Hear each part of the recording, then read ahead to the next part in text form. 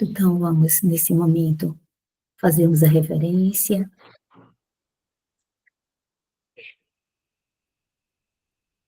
para começar a leitura.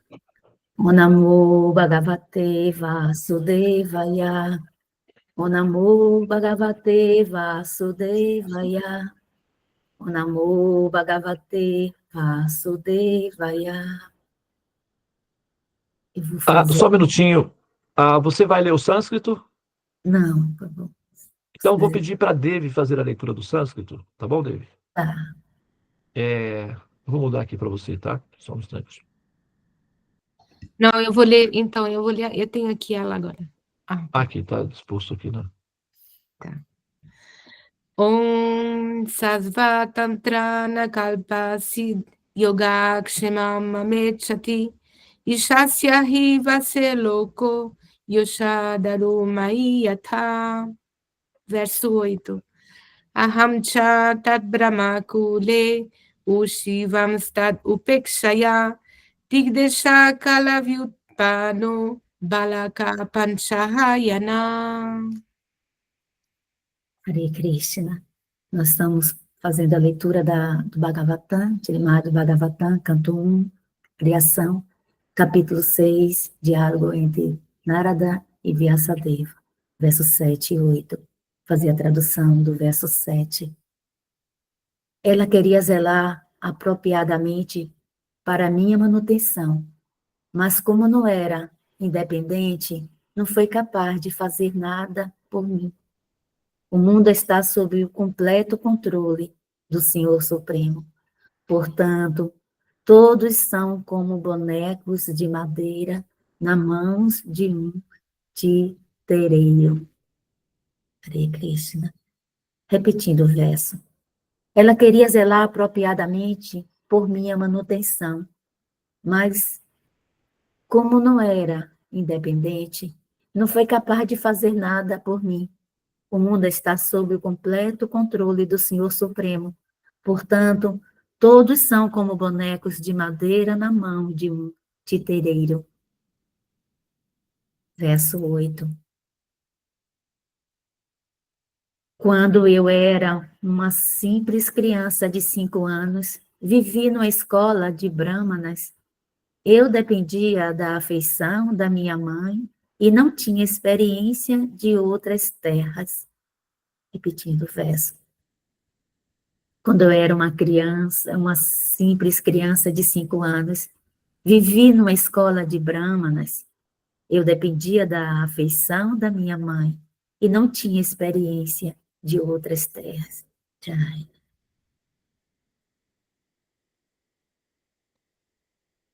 Om Agyana Timirandasya Granjana Shalakaya Chakshurumilitam Yena Tasmai Shri Gurave Namaha. Muito embora eu tenha nascido na mais obscura região da ignorância, conhecido como a criação, estando vagando no ciclo dos repetidos nascimentos e mortes, enquanto alma condicionada, nascendo e renascendo, e sofrendo as consequências desse renascimento contínuo. O mestre espiritual, que é pleno de conhecimento, sabedoria e compaixão pelo progresso espiritual da alma condicionada, está abrindo os meus olhos com o archote do conhecimento transcendente e assim libertando-me das aflições da existência. A tal mestre espiritual, eu ofereço minhas respeitosas reverências com meu coração pleno de gratidão. Portanto, Tatastu, que assim seja. Hariom Shanti. Namastê Om Tat Sat. Hare Krishna. Muito bem. Nós comentamos ontem, né, que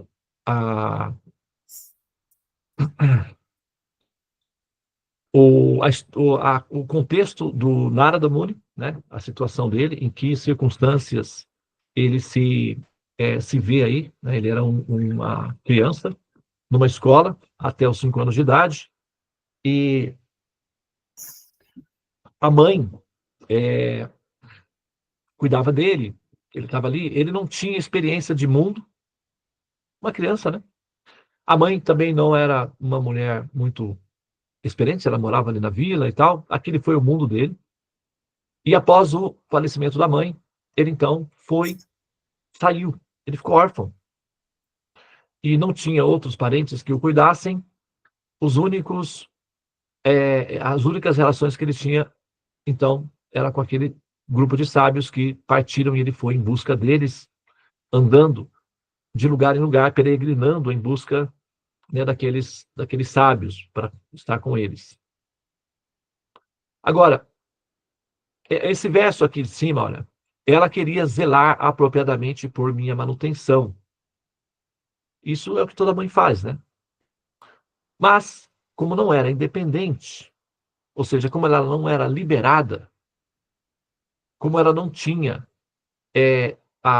condições de orientá-lo adequadamente, com conhecimento, não foi capaz de fazer nada por mim. Tá? O mundo está sob o controle do Supremo, só que o Supremo controla o mundo, não necessariamente diretamente.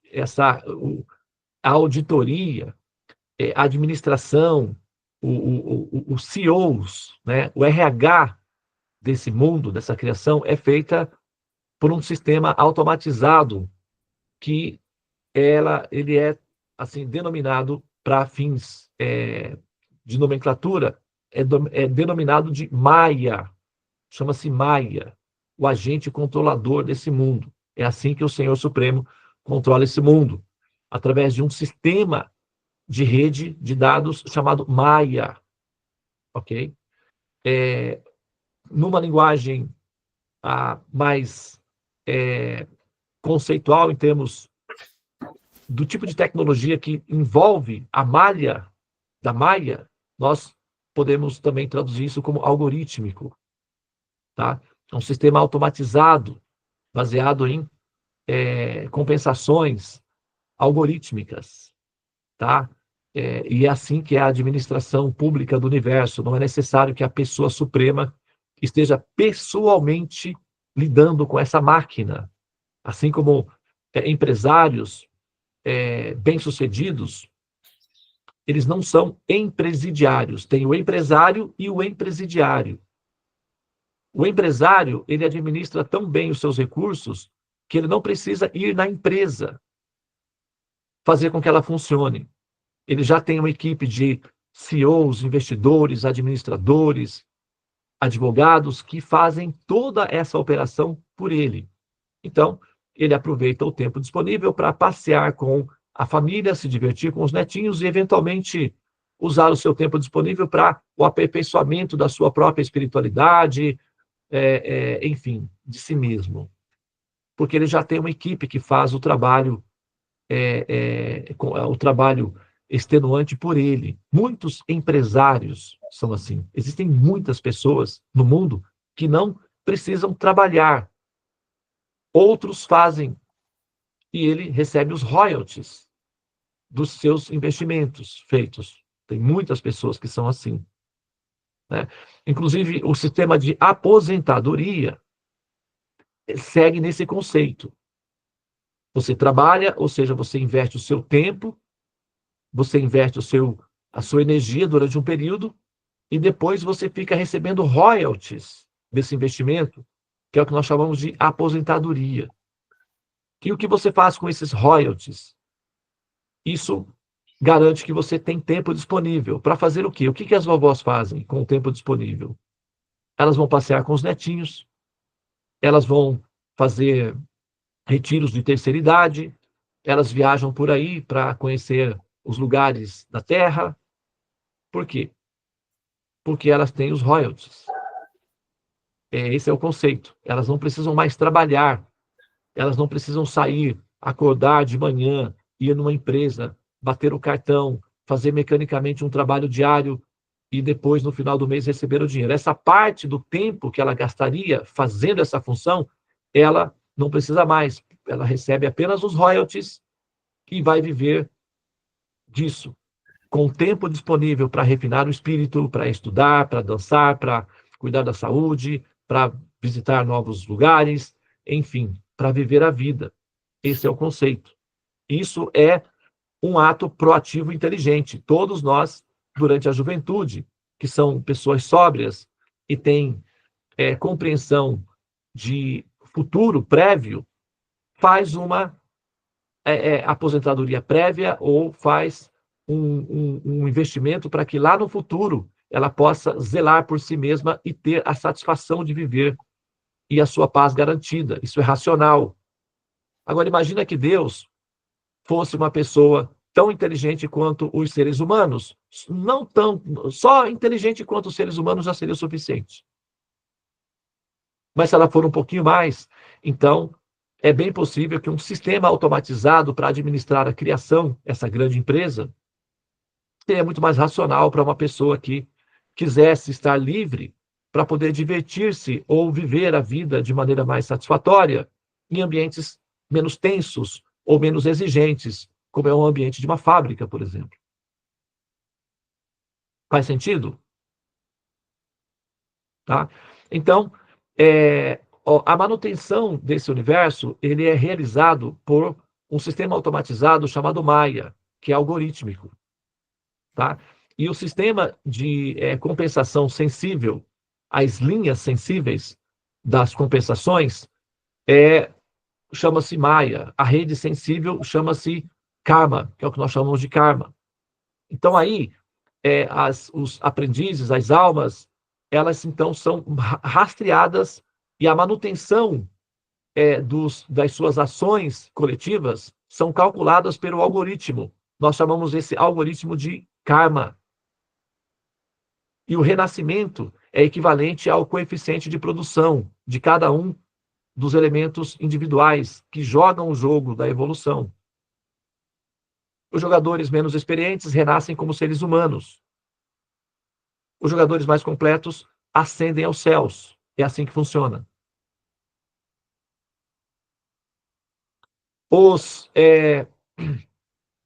Aqui, um outro ponto aqui curioso, interessante, que a gente pode mencionar aqui, é assim, aqui ele tinha uma mãe, ele coloca, ela queria zelar apropriadamente por minha manutenção, mas como não tinha independência, ou seja, como não tinha conhecimento, não era liberada, ela não pôde fazer. Então, as mães, elas conseguem fazer um pouco, cuidar do bem-estar psicológico, emocional dos seus filhos e, eventualmente, até também cuidar da sua educação. Mas se os filhos renascerem, a mãe falhou. Porque o que acontece? Toda mãe quer ver os seus filhos, que são seres amados, em uma condição em que não haja nenhum perigo, em que haja felicidade abundante, saúde constante e prosperidade florescente. É assim ou não é? Quando você pensa no seu filho, na sua filha, o que você imagina para ela? O que você deseja para essa pessoa? Supondo-se que você tem um filho ou uma filha, e supondo-se que não haja traumas de relacionamento, ressentimentos. Vamos imaginar que seja uma situação natural, normal, de uma mãe que ama e um filho ou uma filha que também ama, numa situação normal. Então, o que uma mãe que ama seu filho, sua filha, deseja para esse filho?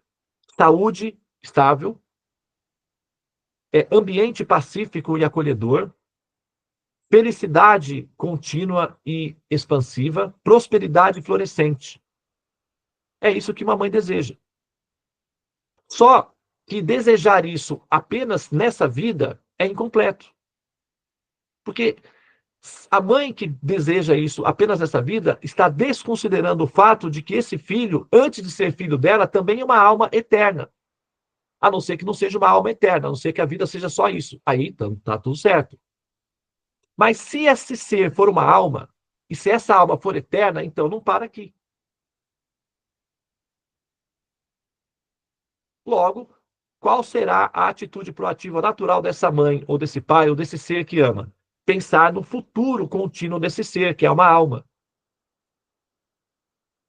Se o amor está reduzido a apenas esse momento, então esse amor ele tem a ver com uma terapia local e pode estar permeado de narcisismo, ou seja, esse amor termina aqui. Então é interessante para mim porque nutre o meu coração de satisfação. Então acabou aqui, é isso aí. Mas se ele for um amor de alma profundo, divino, sagrado, então ele expande para além da condição local. Aí a alma tem que entrar na operação também. Se esse ser é eterno, lá na frente, esse ser precisa de condições, essa mesma condição que você deseja para cá, você também deseja para lá, para a próxima vida. Só que a mãe ou o pai que tem conhecimento sabe que sempre que essa alma renascer como ser humano, as possibilidades de todos esses ajustes estarem à disposição é precária. Porque tem a doença, tem a morte, tem as frustrações, tem as violências naturais, tem as violências humanitárias. Então, desejar que um filho renasça como ser humano não é exatamente uma prova de amor. Ou não se preocupar que esse filho ou esse ser amado não renasça como ser humano também não é uma prova de amor verdadeira, ou de um amor completo. O amor pode ser verdadeiro, porém incompleto. Ou infinito enquanto dura, né? Como disse o Vinícius. Mas o amor de alma não tem fim. É infinito. Porque a alma é infinita. A alma é eterna. Então essa alma precisa de um ambiente infinito, de um ambiente eterno, para ter a estabilidade que você, ser que ama, deseja para essa alma. Então o que você deseja para essa alma é a transcendência, o paraíso, a transcendência. Você não deseja que essa alma renasça. Não é possível que você deseje isso, a não ser que você não tenha conhecimento. Aí tudo bem. Que é o caso da mãe do menino aqui, que ele está dizendo, embora ela quisesse cuidar de mim, ela não tinha condições, porque ela não tinha conhecimento. Então você, mãe, nós pais, se nós queremos realmente exercitar a nossa capacidade de amar os nossos filhos, de amar aquelas pessoas que nós amamos, então, na nossa pauta está o fato de que essa pessoa amada é uma alma. E nós queremos, sim, todas essas características para ela agora e para sempre. O que significa que, necessariamente, nós queremos para ela a transcendência e não o renascimento humano. Estou certo ou estou errado? Errei em alguma informação? Será que eu me confundi na minha capacidade racional de pensar? Ou procede esse raciocínio? Procede. Por isso é que vocês, mães ou pais, ou nós, pais ou mães, que nos dedicamos ao cultivo do conhecimento espiritual, estamos exercitando o amor de alma, e não o amor local, o amor de corpo. O amor do corpo. O amor pelo corpo apenas. O amor apenas pelo personagem. Esse amor apenas pelo personagem, esse amor apenas pelo corpo, é um amor preguiçoso. É um amor separatista.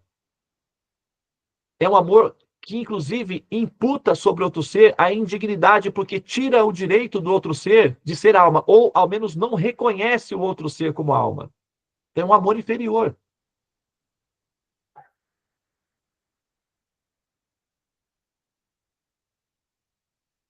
E esse não é o amor de Deus. Porque o que o Senhor Supremo, o que a pessoa suprema deseja para nós? Que nós ascendamos aos céus para ter uma experiência permanente, saudável. E se nós não desejamos exatamente isso para os nossos filhos e não trabalhamos para que isso aconteça, então o nosso amor não é harmônico com o de Deus.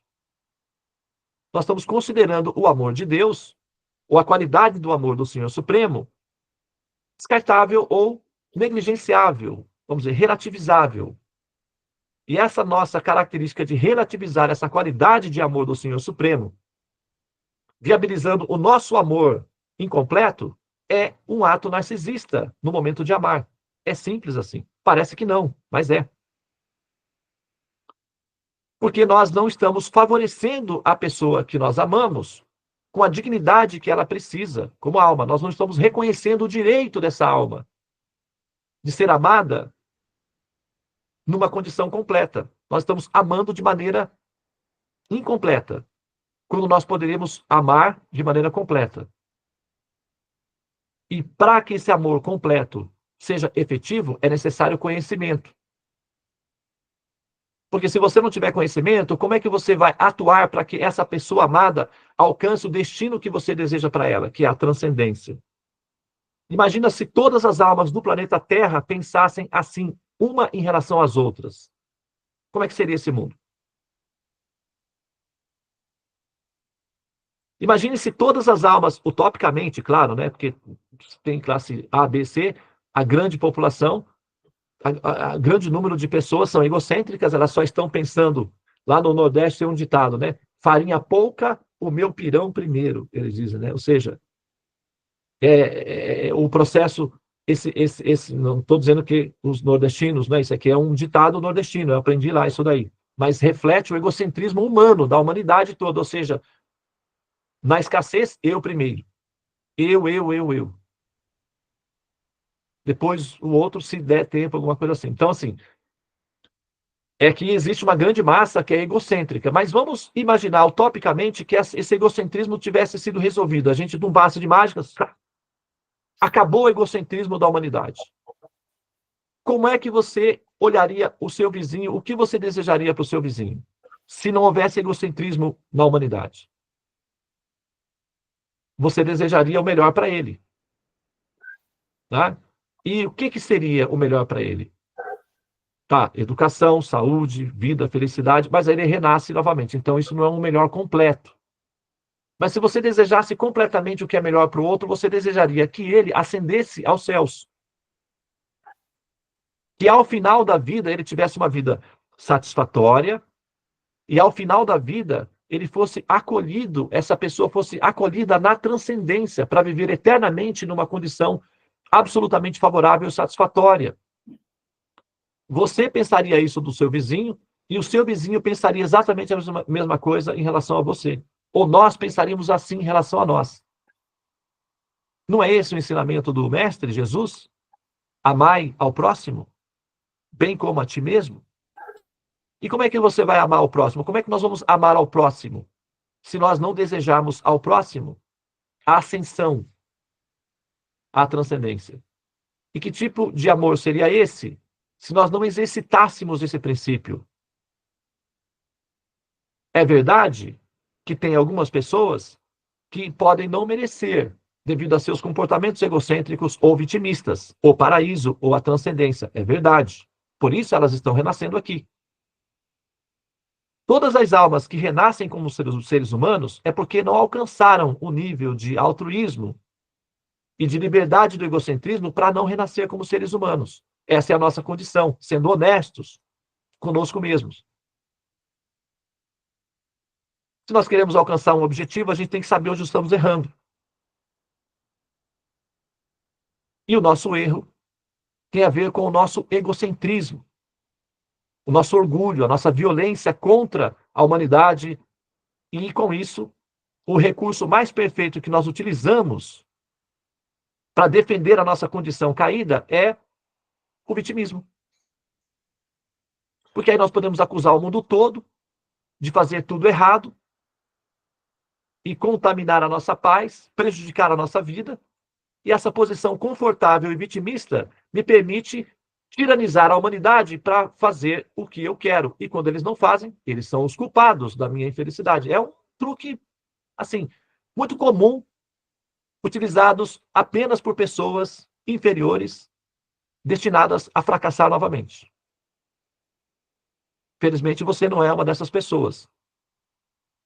Por isso é que você está cultivando o conhecimento para se livrar do egocentrismo, da letargia, da avareza e da desonestidade do vitimismo.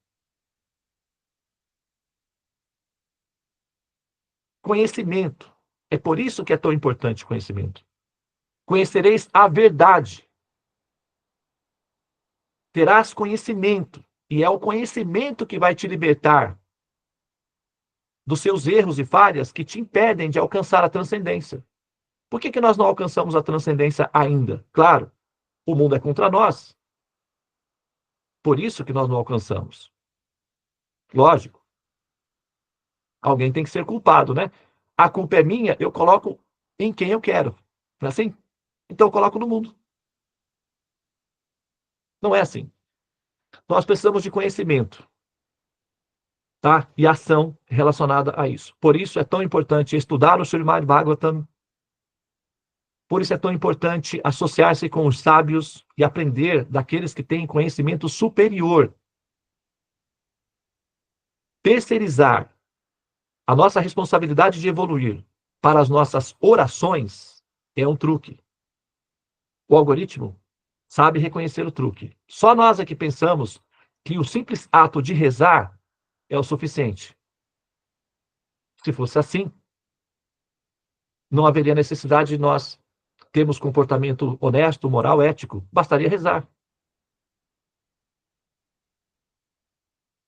Né? Mas não é assim que funciona. Conhecimento e prática dele. Tá bem? Rezar ajuda, tá? É terapêutico. Alivia, acalma, facilita para dar os passos. Mas não é o suficiente. Muito bem. Então, eu vou pausar aqui. Muito obrigado pela atenção. Namastê. Hare Krishna, Hare Krishna, Krishna Krishna, Hare Hare, Hare Rama, Rama Rama, Hare Hare. Ó energia suprema, amor divina, ó Mahamantra, libertador do ser, desperta-me, eleva-me, envolve-me, protege-me. Hare Om Shanti. Namastê Om Tat Sat. Hare Krishna.